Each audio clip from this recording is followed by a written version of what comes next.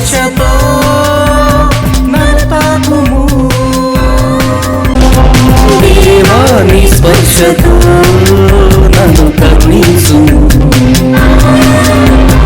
దేవా నీ స్పర్శతో నన్ను దీవించుము. దేవా నీ స్పర్శతో నన్ను తాకుము. Good morning, my dear friends. I wish you all a very happy feast of our beloved founder, Reverend Father Matthias Wolf. Today we commemorate the 167th anniversary of his departure from this world. Though he is no longer with us physically, how can we make him happy?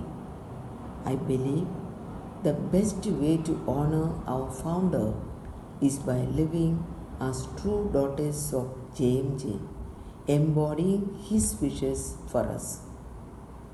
As we all know, his core message was obedience, obedience, and more obedience.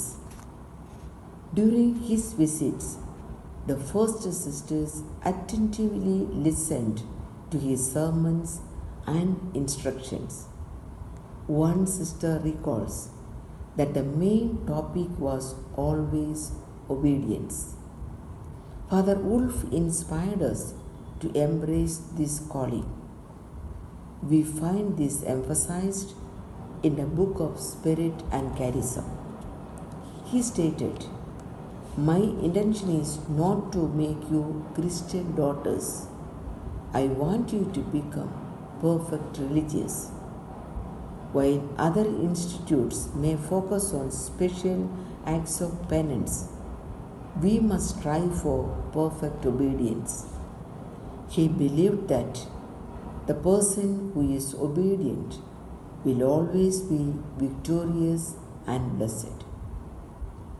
For Father Wolf, obedience meant being prepared to go wherever we are sent and to do what is expected of us.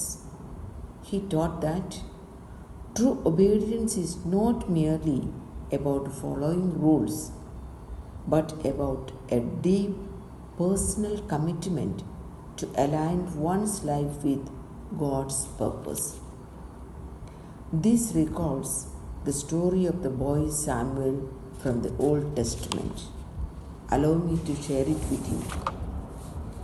Once there was a boy named Samuel, dedicated to God from a young age, serving in the temple under the priest Eli.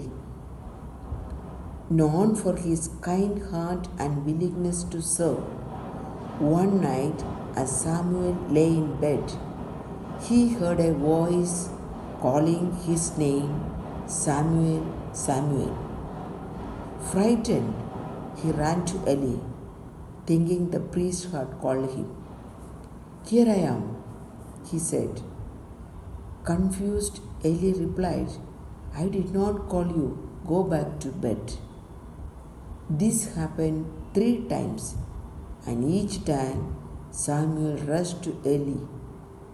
Finally, Eli realized it was God calling the boy and instructed him, "Next time you hear the voice, say, 'Speak, Lord, for your servant is listening.'" When Samuel returned to his bed, he heard the voice again.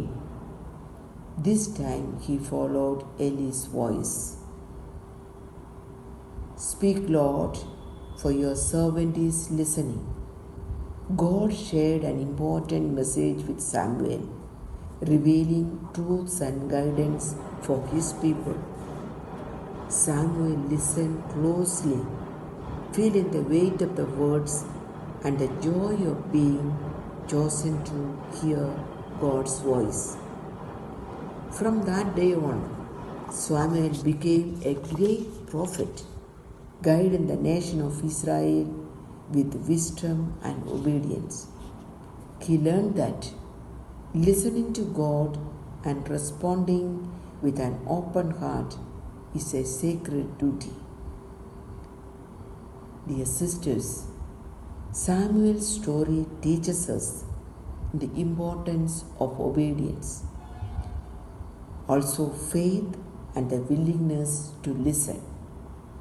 Just as he answered God's call, we are encouraged to be attentive and obedient in our own lives, trusting that God's guidance will lead us on the right path. For Father Wolf, obedience was a path to holiness, encouraging the sisters to cultivate humility and trust. He taught that surrendering to God's will leads us to true freedom and joy. Father Wolf wished for his sisters to embrace this call with open hearts, recognizing that each act of obedience is a step toward deeper communion with God and a word to serve others selflessly. He encouraged our first sisters to listen attentively to God's voice in their daily lives, understanding that His will often unfolds through the needs of the community and the challenges they face.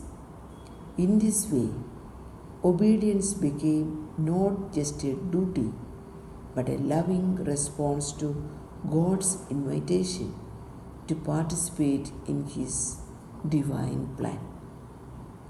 I would like to conclude with Father Wolf's prayer. Change me into thyself, dear Lord, that I may live in thee and for thee alone. May my happiness on earth consist in fulfilling thy holy will. Once again, I wish you a very happy feast of our beloved founder. Thank you.